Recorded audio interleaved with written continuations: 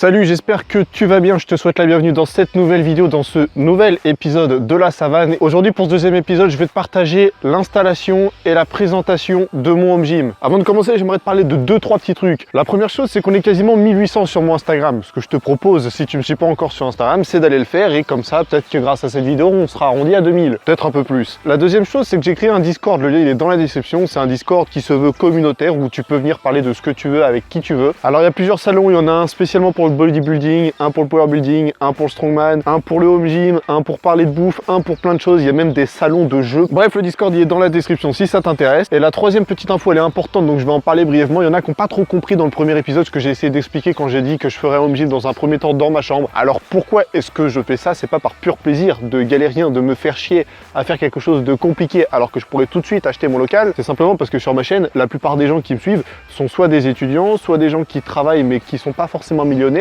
C'est peut-être ton cas, j'en sais rien. Bref, le Pékin moyen n'a pas une maison de 3 milliards de mètres carrés ou ne peut pas forcément se prendre un local ou n'a pas forcément énormément de moyens. Donc avec ce petit prologue entre guillemets où dans un premier temps je vais m'entraîner dans ma chambre et te montrer ce que je peux faire dans seulement 7 mètres carrés. D'ailleurs si j'ai choisi 7 mètres carrés c'est parce que c'est suffisamment petit pour que tout le monde puisse se libérer cette surface, mais suffisamment grand pour pouvoir essayer d'y faire quelque chose d'intéressant quand même. Ce que je fais en fait via cette petite période temporaire où je vais m'entraîner dans ma chambre pendant un mois ou peut-être 2 ou peut-être 3, c'est te montrer que c'est possible si t'as pas beaucoup de moyens et pas beaucoup d'espace de t'entraîner dans un espace réduit, tout simplement. Et forcément, ça aurait été un peu hypocrite de ma part de commencer tout de suite avec un local de 20 ou 25 ou 30 mètres carrés, d'y amener tous mes potes, d'acheter plein de machines et de dire « Ah, regarde, tu peux faire ça toi aussi chez toi ». Bah non, en fait non. Donc pour te montrer ce que tu peux faire, il faut que je montre que c'est possible de le faire. Ça, c'était juste pour refermer cette petite parenthèse. Je commence dans un premier temps pour te montrer ce que tu peux faire si t'as pas beaucoup d'espace et pas beaucoup de moyens. Et ensuite, on commencera le réel projet La Savane. Je tiens à préciser par souci d'honnêteté que tout le matériel que vous allez voir dans cette vidéo, je l'ai acheté, mais pas plein pot parce que j'ai un partenariat avec le site Power Gym qui est un site français qui revend des machines, qui revend des appareils de home gym, etc. etc. Personnellement, je suis vraiment très content d'avoir ce partenariat-là. Officiellement, c'est le premier partenariat de ma chaîne. Bref, Power Gym, ce sera mon sponsor, mon partenariat pour l'entièreté de cette série La Savane et surtout pour mes équipements qui seront dans la savane. Donc forcément, je serai amené à vous recommander d'acheter votre matériel sur ce site. Du coup, voilà, ça c'était juste pour vous tenir informé de ce partenariat-là. Je vous en parle pas trop pour l'instant parce qu'on est en période de confinement. Donc je peux pas vraiment vous dire d'aller acheter chez eux parce qu'ils n'ont pas forcément beaucoup de stock, un petit peu comme tous les autres sites finalement, j'ai envie de vous dire. Donc c'est un petit peu con de vous faire une grosse pub de quelque chose qui pourra pas forcément répondre à vos besoins dans l'immédiat. Cependant, s'il y a des gens qui tiennent absolument à acheter du matériel dès maintenant parce qu'ils ont besoin de pas grand chose ou qu'ils ont urgemment besoin d'un truc maintenant, vous pouvez aller sur leur site dans la rubrique encore en stock et vous y verrez tout le matériel qu'ils ont encore en stock et qu'ils sont capables de vous envoyer sous une semaine, ce qu'aucun autre site ne peut faire à l'heure actuelle, hein, précisons-le. Et si on commençait la présentation ?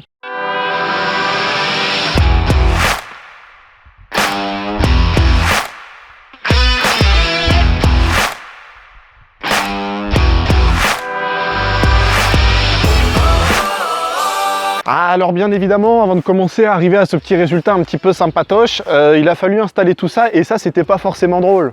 Oh là là, elle est magnifique, elle est stylée. Elle est magnifique.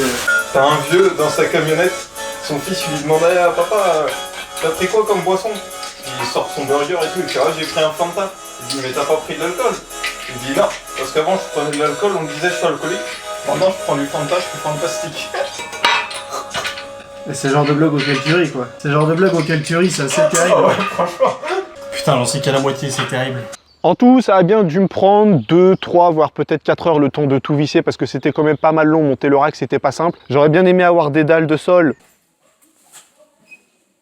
Je viens d'aller à Action rapidement parce qu'on m'avait conseillé sur les réseaux pour les dalles anti-choc d'aller voir à Action et pas d'acheter ça sur un site exprès parce qu'apparemment ils vendaient un équivalent pas trop cher. Et bah figurez-vous que concernant le Action d'Angers, il y a un bon gros que dalle. Hein. Mais du coup, j'en ai pas. Quoi qu'il en soit, pour ceux qui veulent une liste non exhaustive de ce que je possède, j'ai actuellement un rack, ou plutôt un half rack. C'est un mix entre les deux, c'est ni vraiment un half rack, ni vraiment un rack. Et pour ceux qui se demandent pourquoi est-ce que j'ai pris ça, déjà je tenais à avoir 4 montants pour pouvoir mettre des sécurités. Ces sécurités-là me permettraient, quand je ferai du développé couché ou du squat ou n'importe quel autre exercice qui me demande d'avoir des sécurités fiables et importante, de ne pas avoir d'accident. Avec un half rack traditionnel où il y aurait simplement eu des sécurités attachées mais qui flottaient dans le vide, j'aurais pas forcément été serein. Je dis pas que ça fait pas le taf ou que ça fonctionne pas, je dis que j'aurais pas été serein, donc je tenais à avoir au moins 4 montants pour pouvoir les fixer. De plus, pour moi, le fait d'avoir 4 montants et de les fixer, ça garantissait une plus grande stabilité, et vu que j'aime faire des tractions, vu que je veux faire des tractions, J'avais pas envie d'être dans quelque chose qui bouge dans tous les sens quand je fais mes tractions. C'est du matériel extrêmement solide, le rack avec ses sécurités plus ses repose-barres, etc. Il pèse aux alentours des 150-160 kg. Donc une fois qu'il sera monté et mis en place, vous vous amuserez pas à le bouger dans tous les sens. Donc si vous achetez un rack, pas forcément celui-là, mais n'importe quel autre, parce que les racks ATX sont très solides et très lourds, avant de le monter et de le poser quelque part, soyez sûr de l'emplacement que vous avez choisi. Vous avez des petits numéros tout le long des montants pour savoir où est-ce que vous mettez vos repose-barres. Concernant la stabilité du rack, je suis vachement confiant. J'ai fait un test sur Instagram où j'avais posté une petite story pour rigoler, où je faisais le singe dessus pour voir si ça bougerait, et ça ne bouge absolument pas d'un poil. Donc ça, c'est plutôt positif. Cette solidité, elle est essentiellement due au fait que le rack est quand même relativement lourd, qu'il ait 4 montants et pas 2 comme les Halfrack, et que les pieds soient solidifiés par des petits triangles ATX en métal supplémentaires pour garantir le fait que ça ne bouge pas. Mon banc ne vient pas de Power Gym, je l'ai acheté sur le Bon Coin. Ça viendra dans les conseils que je compte vous donner dans un prochain épisode qui sera un tuto sur quoi choisir et comment choisir pour faire votre home gym. Si vous pouvez faire des économies en achetant d'occasion quelque chose qui fait le taf, qui est en bon état, faites-le. Je suis ici pour vous parler de Power Gym, je suis pas ici pour vous dire de dépenser des milliers d'euros. À chaque fois que vous aurez un équivalent disponible d'occasion pour beaucoup moins cher, achetez beaucoup moins cher, faites preuve de bon sens. Mon banc, c'est un PowerTech. Alors pourquoi PowerTech? Simplement parce que ces bancs-là, au même titre que ceux d'ATX, sont capables d'avoir des extensions modulaires. Et ces extensions modulaires vont vous permettre, avec simplement le banc plus l'extension, de pouvoir remplacer une machine. Par exemple, avec une extension d'écarté pour pec, vous pourrez remplacer du vis-à-vis poulie que vous auriez fait en salle. Je vous montre des images issues d'une vidéo de Mick Hauser pour que vous ayez un petit visuel et que vous voyez à quoi ressemble cet exercice. D'ailleurs, cet accessoire, je l'ai également acheté au même acheteur qui me les a fournis sur le Bon Coin. D'ailleurs, c'est un abonné. Il m'avait fait un prix, il m'avait reconnu, il m'avait dit ouais c'est cool et tout, c'est pour ton projet. Et voilà, il m'a fait un prix, donc je m'en suis bien sorti, c'est plutôt cool. Dans cette vidéo là, je vous donne pas trop de conseils parce que je vous l'ai dit, je ferai un tuto, mais si vous devez vous acheter un banc, déjà prenez un banc qui soit inclinable, et s'il peut se décliner, c'est pas du luxe, mais surtout qu'il puisse accueillir des extensions. Personnellement, je n'ai que l'extension qui permet de faire des écartés pour les pecs à l'heure actuelle, mais je compte nous procurer d'autres extensions, comme par exemple celle qui vous permet de faire du leg curl et du leg extension. Et oui, parce qu'à un moment donné, même si on fait un home gym, le but c'est de pouvoir faire tout ce que vous auriez fait en salle. Il y a pas mal d'autres extensions comme le curl pupitre. D'ailleurs, Mick Hauser a fait une vidéo uniquement pour cette extension pour vous montrer comment elle fonctionne. Alors perso, c'est une extension qui m'intéresse pas, ça veut pas dire que je compte pas l'acheter, parce que vous le savez, le but à terme de la savane, c'est pour moi et mes potes. Si moi je n'ai rien à foutre des biceps, il y en a peut-être qui auront envie de cette extension, et donc peut-être qu'on l'achètera. Il y a encore pas mal d'autres extensions, je ne saurais pas toutes vous les lister de tête, mais c'est intéressant de prendre un banc modulaire, parce que dans le but de gagner un maximum de place, si tu veux pas trop te prendre la tête et gagner de l'espace, prends un banc modulaire sur lequel tu fous des extensions, qui te permettra déjà d'économiser beaucoup d'argent, parce qu'à chaque fois, au lieu d'acheter une nouvelle machine, tu achèteras juste l'extension qui fait la même chose que la machine qui vaut 3 ou 4 fois plus cher que l'extension, et surtout tu gagnes de la place. Stocker les extensions, ça prend beaucoup moins de place que de stocker plein de machines. J'ai une barre olympique ATX de 20 kg orange en 28,5 mm, qui est plus ou moins la norme standard des barres olympiques pour l'haltérophilie ou le powerlifting. Il me semble qu'il y a une nuance, il y a des barres de 28 mm, des barres de 28,5, j'ai pris une barre de 28,5, une résistance de 190 000 PSI. S'il y en a qui voient pas ce à quoi ça correspond, attendez le tuto qui viendra. Pour ceux qui comprennent, tant mieux. J'ai également une barre Super EZ. Alors pourquoi Super EZ? C'est pas pour dire oui elle est géniale, regardez ma barre est meilleure que les autres, c'est simplement parce que c'est une barre qui est beaucoup plus incurvée que les autres, comme vous le montrent ces images là. Si j'ai pris une barre comme ça, déjà c'est parce que lorsque je ferai du bar front, le trou entre guillemets, le U qui est au milieu de la barre, vous permettra d'avoir une amplitude un petit peu plus grande en pouvant envoyer la barre un petit peu plus loin, vu que le U fera le tour de votre tête. Ça demande peut-être un peu de pratique, hein. Si vous l'avez jamais fait, faites gaffe, vous pouvez vite vous mettre la barre dans la gueule. Le deuxième avantage, c'est que vu qu'elle est beaucoup plus incurvée, pour les gens comme moi qui n'ont pas forcément une mobilité extraordinaire au niveau des poignets et des coudes, ça vous permet de ne pas vous baiser les articulations. Si je colle les coudes sur moi et que j'essaye d'avoir une pronation maximale, je peux pas aller plus loin que ça. Donc même une barre Z qui est légèrement incurvée ne l'est pas suffisamment et ça m'oblige à forcer sur mes poignets. Du coup, dans un but de pas me blesser, de pas endommager mes articulations, j'ai été obligé de me tourner vers ce type de barre là. Concernant le reste de mon home gym, je vous le montre pas forcément, mais évidemment j'ai des petits accessoires indispensables. J'ai une ceinture à levier, un tapis qui sert à faire des abdos dont je me servirai probablement jamais, hein, je dois vous l'avouer. Un rouleau de massage que je m'étais acheté plus par acquis de conscience qu'autre chose, mais dont je me suis jamais réellement servi. J'ai pas encore de poids parce qu'absolument tous les sites sont en rupture de stock, donc j'attends désespérément qu'il y en ait qui me proposent des disques olympiques calibrés si possible pour pouvoir faire du deadlift à hauteur réglementaire et avoir des disques qui ne sont pas trop épais.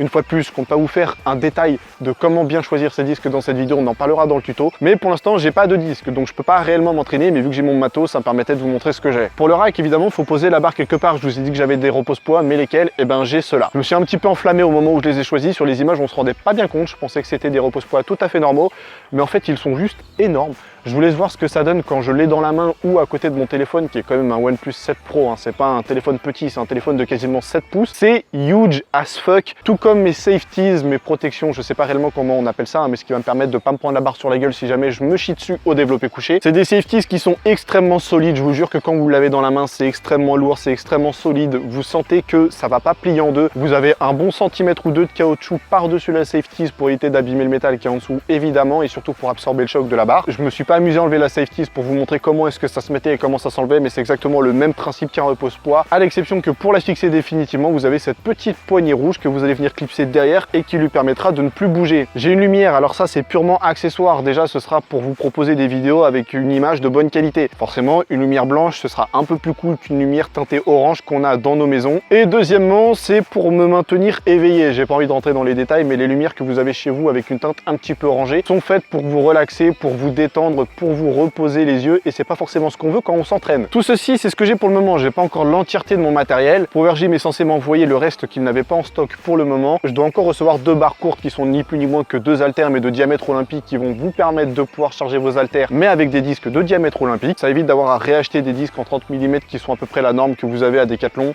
30 ou 28 mm à peu près. Et surtout, vu que ce sont des barres olympiques, c'est des barres qui sont faites pour pouvoir accueillir lourd. Je recommande à personne de vous amuser à faire du développé couché à plus de 30 kg par main aux haltères avec des haltères Decathlon, avec des barres courtes olympiques. Là, vous pouvez y aller. C'est fait pour recevoir très lourd et surtout, vu que c'est du 50 mm, vous pouvez mettre des attaches sérieuses. En parlant d'attaches, j'en ai pas parlé, j'ai simplement des petits Lockjaw classiques que vous pouvez trouver en salle.